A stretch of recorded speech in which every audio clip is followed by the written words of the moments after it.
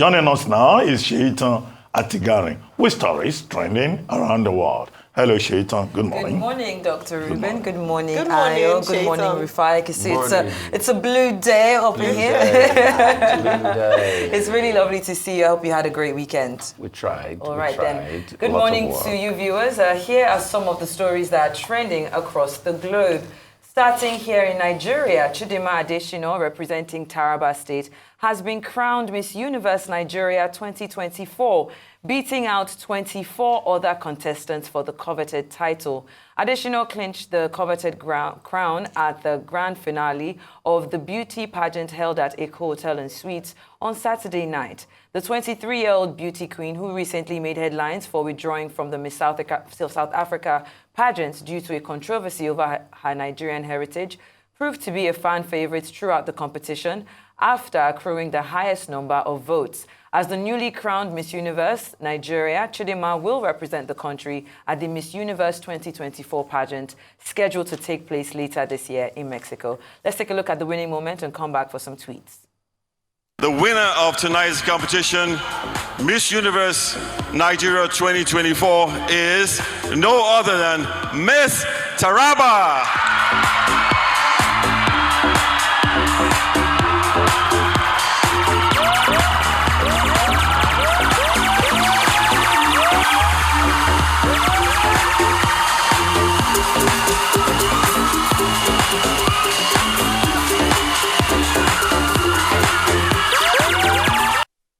Well, let's take a look at what the people are saying. The first tweet there reads, "You cannot script this. A South African is now Miss Universe Nigeria.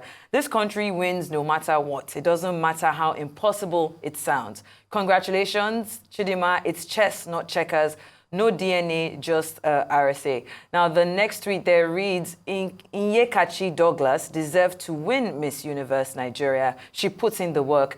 Giving Chidinma Adesina the win to spite South Africans and ignore the actual deserving winners is just unfair. All the same, congratulations to Chidinma." And the last tweet there reads, "She won a beauty contest after being rejected by the South Africans, but she's a Nigerian.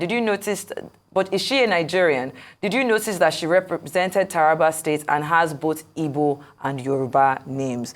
Wow, okay, so Miss Universe has finally happened. It has come and gone. Chidinma has won. We've had this conversation last week where we were saying that we hope it's fair and, you know, all the other contestants are given fair play in this run-up. But it seems as if she was the fan favorite right from time. And there's this back and forth. People are saying she deserved to win it. People are saying this was because of the controversy surrounding her. I'd like to know your thoughts. And we'll start with you, Ayo. All right, so everyone loves a human angle story. Everyone loves a rags to riches story. Everyone loves a story that started off as being disadvantaged and you rise up. It makes a good story. And so I don't think that the sympathy she earned from people or the fact that she was fan favorite is far-fetched. A number of people started following this story after this Miss South Africa debacle. So no surprises here. In fact, some people had gone ahead to call it that she was probably going to win, especially when the Miss Universe Nigeria invited her without her going through the process as other contestants did to enter the competition. In fairness to her, based on people's perception,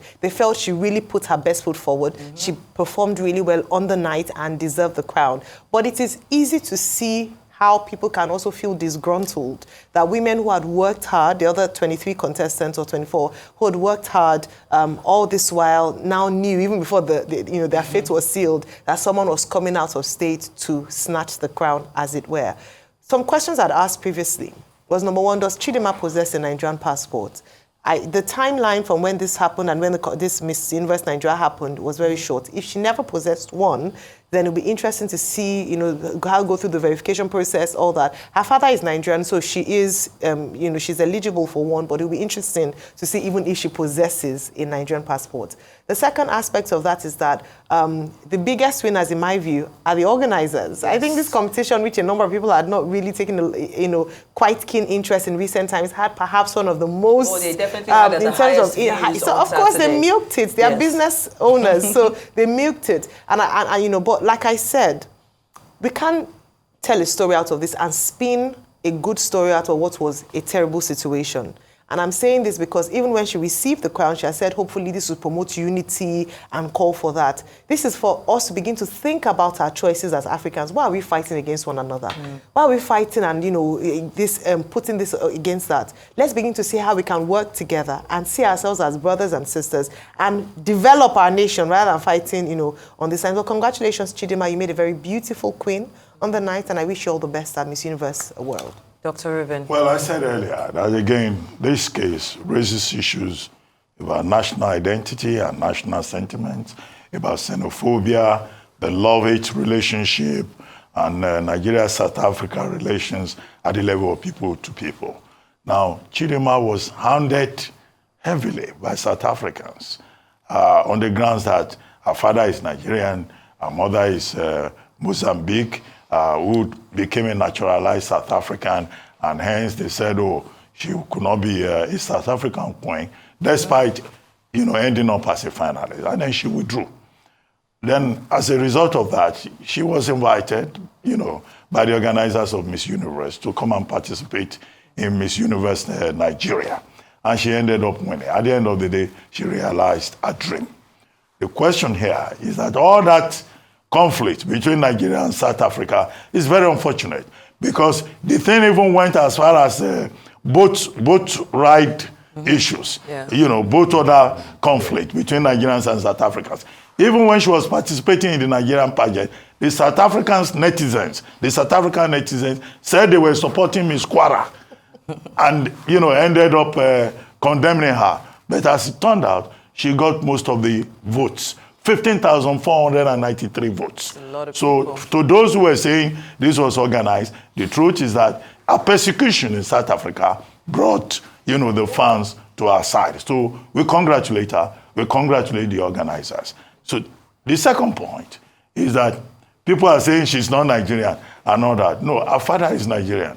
If either of your parents is Nigerian, you qualify as a Nigerian, because the Nigerian Constitution, under Chapter 3, which deals with citizenship, recognizes dual nationality. What remains now is that we're still left with this lesson about the relationship between Nigerians and South Africans. The South African who is saying, this is still about South Africa. No, it's about a young woman's chance to achieve her dream. Yes. One of the things they said in South Africa was that she was a married woman and a mother.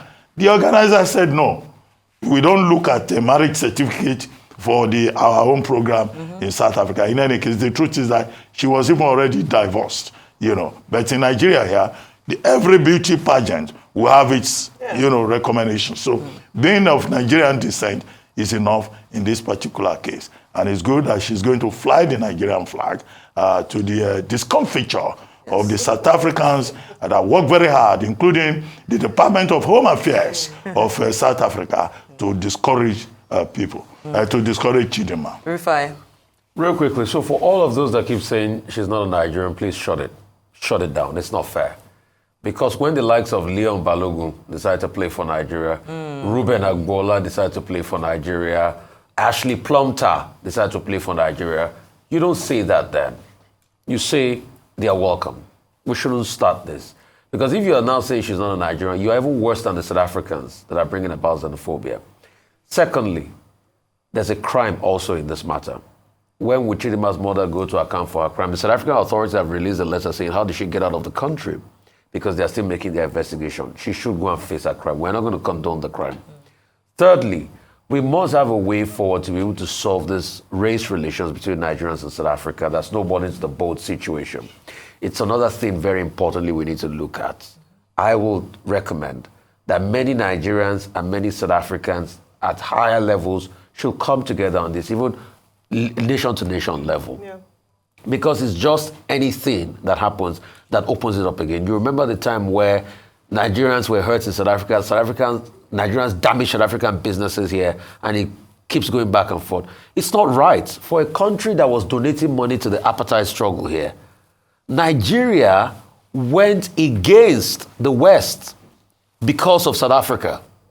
In fact, I will deliberately even mention and give honorable mention to Major General Henry Adefookwe. how he went against BP back in the 70s as he was external minister of Nigeria, foreign affairs minister, because of the treatment of South Africa and apartheid. How we stood against Bantustan. We stood against these companies. Also, the treatment, ill-treatment of South Africa were even part of the things that also, tilted our mindset towards an indigenization decree. So we have constantly fought for the South Africans. Why can't we have peace amongst ourselves? Most important, lastly, like you said rightly, big kudos to, Silverberg and the organizers. But the most important thing is, yes, the other girls, please should not feel disgruntled. It was just Chidima's time. It was just written in the stars. Because the truth is, this scandal could have happened and Chidima will not get anywhere today. The organizer decided to take her on and all of that. They could have still taken her on and nothing will materialize. For all the other girls that have lost today, please do not feel sad. Your time will come one way or the other. It might not be through this pageantry, it might be somewhere else. Our time and chance will always come. Probably was Chidima's time today. And we can only wish her the best at the international tourneys for the Miss Universe. Very well said. Let's move on to our next story. The former Edo State Governor, Adams Oshiomhole, has come under severe criticism after he mocked Governor Godwin Obaseki and his wife Betsy for being childless. Oshiomhole, who represents Edo North in the Senate, made the disparaging comments on Sunday while reacting to a statement credited to Betsy. The Edo First Lady had allegedly claimed at a forum in the state that the APC governorship candidate Monday Okpebolo does not have a wife. But in this trending video posted on X, Oshiomhole described the governor's wife as a barren woman and also claimed that the governor and his wife refused to adopt any child because they do not love children. Let's have a listen.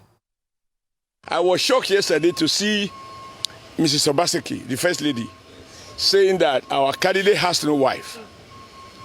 She is the most, I'm sorry that she had to say that, because here is a woman who has no child. Between him and Obaseki, they have no child, they are childless. They are even not ready to adopt. I mean, I don't blame anybody who don't have a child. But people who have love for children, they go to motherless home and adopt children. They have not adopted, they are both in their 60s. So you married with, I don't know whether it's a contract or whatever it is, but they have no child. Now, our candidate not only have children, he has invested in the education of those children such that you watch them on live television, covered by your media stations, where the first one that spoke is a lawyer, the second one is a medical doctor, and they address the crowd in Edo South, in Edo Central, in Edo North, and their mother was there. Well, the people are reacting. The first tweet there reads, "This is below the belt, a handshake beyond the elbow. There should be a minimum irreducible level of civility and respect in the political arena. I am disappointed.com. I'm disappointed. Comrade Oshiomhole is saying this. It looks like a mockery to me, and such remark is unexpected of an elder statesman." The next tweet reads, "I actually like this. If you used marriage as a reason to insult someone, it's fair to also use your barrenness to insult you. No one should have the monopoly to be mad. Enough of hypocrisy." And the last tweet there reads, "One thing about going personal on political campaigns is that you can't control it. Once you go that way, everything is out of control because it has no jurisdiction." Oshiomhole went below the belt there, but Mrs. Obaseki shouldn't have triggered it. Stay on issues and not personal. Dr. Abati, I mean, these comments came in yesterday and social media just went wild. I mean, it's not to say that any of the comments were fair, from the barrenness to one person not having a wife. Why is it that we cannot just stick to the politics during these kind of events? I sympathize with the people of Edo State. At a time when the main subject should be how rules will be fixed, how more jobs will be created, how school certificate examination performance can be, encouraged. The big story that is coming out of Edo State is about personal insult. Ahead of the September 21 election, we've seen the whole campaign process degenerating to the level of gutter politics. The second point is that Comrade Adams Oshiomhole is an elder statesman. He has been leader of the Nigerian Labour Congress. He has been governor for 8 years. He is currently a senator of the Federal Republic. There are certain expectations. And at his level, I mean, he's mature enough to know sentiments, cultural sentiments in Africa. I think he owes Mrs. Betsy Obaseki an apology. And that apology should be offered publicly. Who appointed Comrade Senator Oshiomhole, the family planning expert, to tell Governor Obaseki and his wife how they should run their lives? I think it went a bit beyond, the limits of decency in that particular regard. And in any case, Mrs. Obaseki was not referring to Comrade Oshiomhole. If the statement was targeted at Okpewolo, the candidate of the APC, the man has mouth. He should defend himself. We are not hearing his voice. It's Senator Oshiomhole that is standing in for him at all times. If I were from Edo State, I'll be very worried about that.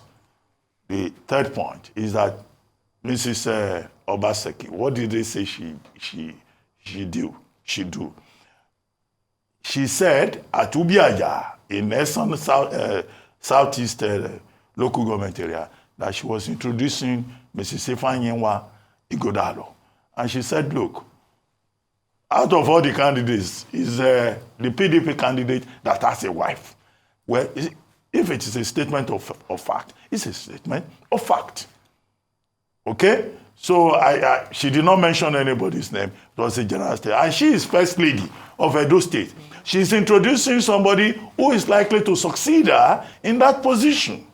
And she was talking about the interest of women in Edo State. I don't think it was too much for her to use that to introduce, somebody who could be possibly our successor in office. But the key point is the point with which I started, that, look, they should elevate the discussion as the campaigns, go towards election day. But I don't think it is fair to publicly insult a woman as a barren woman. For heaven's sake, that's not done culturally. Definitely. Ayo. That was taking it too far from the end of Senator Adams Senator Adams Oshiomhole, because we can't tell the difference now. We don't know where the line between Senator Monday Okwebolo and Senator Adams Oshiomhole ends, because the only voice, we don't even know who is contesting now in Edo State. Is it Senator Adams Oshiomhole who is coming back for a third term, or is it Senator Monday Okwebolo, who was the person in question? And it seems like his spokesperson, mouthpiece, voice has spoken in response. To be honest, like one of the commenters said, this was below the belt. Yeah. Yes, Mrs. Betsy Obaseki had said, and I'm glad that Dr. Betsy highlighted that, because I was going to highlight it so that it's not misrepresented. She did not mention anybody's name or say Senator Okpebolo does not have a wife. She said the only candidates in this election, anyone else want to take, there are 16 political parties as a March that INEC released, registered to take part in these elections. 5 of them backed APC. At least, I mean, you know how they back and support. But at least a number of political parties, including the front runners, Labour Party, APC, and PDP, who are the front runners in this election. The only person who deemed it fit to come out with bulldozer or with a shakabula, if I can put it that way, was Senator Adams Oshiomhole, who took personal offense because he was one who felt like the statement was credited to his candidate or maybe himself in this election. And I thought that was uncalled for, especially the cultural context of how Nigeria has often vilified women who don't have children. I think that's where the sensitive spot is. Definitely. Especially, and then even questioning the fact that she loves children by her inability, her and her husband's inability to adopt. It's the choice. If people don't have children or choose not to have children for whatever reason, you shouldn't question their love for children or insult them based on that. I thought that was gutter politics, and I believe in other sane crimes, this would have cost them some votes in Edo State for what he did. It doesn't just not to apologize to Mrs. Betsy Obaseki. He should apologize to every woman in Edo State and every woman who does not have children or struggling to have children in Edo State. It's not just about her. It's a statement there. Other jurisdiction. J.D. Vance. Yes. Referring to as Kamala Harris as a childless cat. Yeah. Even in the U.S., it caused an uproar. Yeah. Rufai. Jira, like Dambele will say. You see, for me, it's a return to the days of madness in our politics. I just had to bring an insight into it. At first, the person that talked about, this is the only candidate that has a wife, that's also as wrong. Is that a conversation about who has wife or doesn't have wife? or the development of Edo State. And Adams Oshiomhole, I'm not surprised though. That's his nature. It's not Adams Oshiomhole that told the widow to go and die. Have you forgotten that incident when he was governor? But it just shows you the kind of gutter madness that we have in our political system. And that's why we don't grow. These people will never argue about real issues. See, today, Adams Oshiomhole has not told us why our people has not come to Arise TV. The other day, they said it's because they don't have they don't have money to subscribe in Edo States. That's why. No, that You can. was the source. Don't bring that up again because the Edo people are still upset about that. So, but it just shows how Edo nation or the Edo people have been bastardized by politics. And I'll give you an insight. The construction of the Benin Moat started in 800 AD to 1460 AD. In fact, as of 1978, Guinness Book of World Record said that was the 1974, Guinness Book of World Record said that was the largest man-made structure by length. Second only to the Great Wall of China. The same Edo people that can construct the Benin moats today do not have access to running water because the pipes are not reticulated. The roads are bad. In the 1600s, in Benin, then they had street lights. They were one of the first to trade with the Portuguese. They had infrastructure and some level of development. But today, Benin is bereft of development, and politicians are talking about who not get wife and who not get pikin. It's a shame on our country. All right, then let's quickly take our last story. Former Rivers State Governor and current Minister of the Federal Capital Territory, Nyesom Wike, has warned against any attempt to take over the People's Democratic Party structure in Rivers State. Wike threatened to cause a political crisis in states where any PDP governor had interfered in the party's affairs. This comes after the PDP governors met in Taraba State calling for a review of the party Congress outcome to restore Governor Siminalayi Fubara's leadership role. Let's take a listen and come back to discuss very quickly. I hear there are some governors who say they will take away the structure and give back to somebody. I pity those governors because I will put fire in their state. God has given you peace. You say no one peace. Then whatever you see, you take it. I don't understand. Simply because I hear they got some money from these signature voters. And so their heads are getting big. That you put hand in my own state. Prepare. I know you've touched on this. We have a few more minutes, so... Okay, we had, a guest on the program, Umar Sani, former special advisor to former VP Sambo. And he said, Wike is indulging in empty boast. To other people, it will look like megalomania. Some other people will worry about how Wike has become a piece of fishbone in the throat of the PDP. The expectation is that the PDP will have to address this issue so that it doesn't destroy the party as it claims it would. All right, then. I wish I could take your comments, but we've run out of time. That's all I have for you on what's trending today, hopefully. We'll see you tomorrow.